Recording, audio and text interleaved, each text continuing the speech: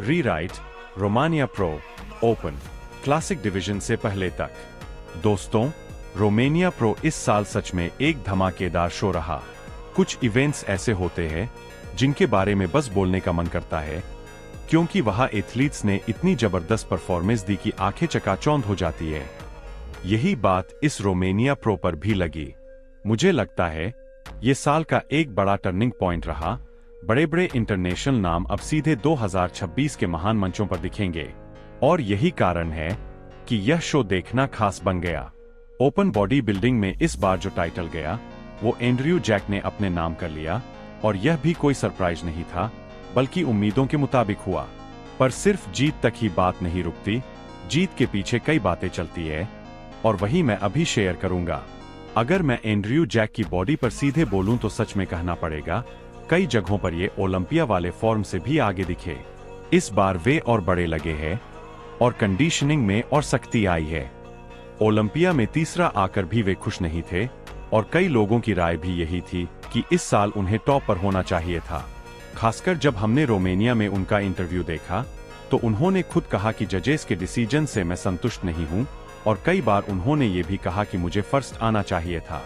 यह शो एक तरह से कंफर्म कर देता है कि एंड्रयू अब मिस्टर ओलंपिया बनने की राह पर है, क्योंकि उन्होंने अपनी लाइफटाइम की बेस्ट फिजिक यहां दिखा दी।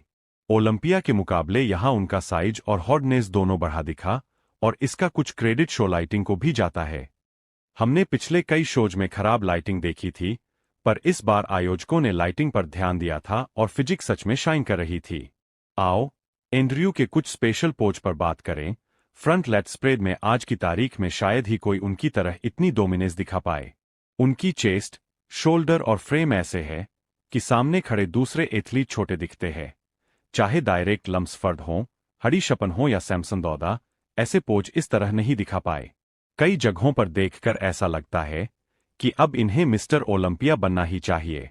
जीत के बाद एंड्रयू ने खुद कह दिया कि वे अगले साल ओलंपिया जीतने की तैयारी शुरू कर रहे हैं, और उनका उस पर पूरा भरोसा दिखता है।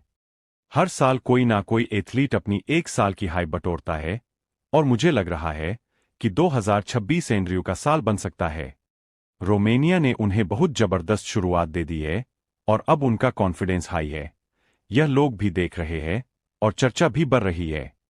अब बात करते हैं उनके कंपटीटर जॉन प्रडेल्स की। जॉन अभी एक उभरता सितारा है, और बहुत बढ़िया फिजिक लेकर आया। एंड्रयू और जॉन का कंपैरिजन देखना मजेदार था। दोनों की बॉडी स्ट्रक्चर अलग अलग तरीके से ताकतवर थी। एंड्रयू को साइज और फ्रेम का फायदा मिला, मसल बैल्ज दिख